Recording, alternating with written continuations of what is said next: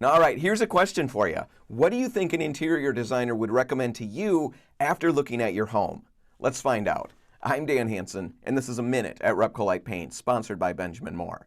Now, last weekend on the RepcoLite Home Improvement Show, we interviewed interior designer Andy Yates, and Andy had this to say about the aesthetic that he most wants to see in people's interiors. The aesthetic I would love to see everyone embrace in their own interiors is that it just feels like you and that it makes you happy. So how does your home measure up to that? Are you choosing colors and styles, furniture and accessories that feel like you and make you happy?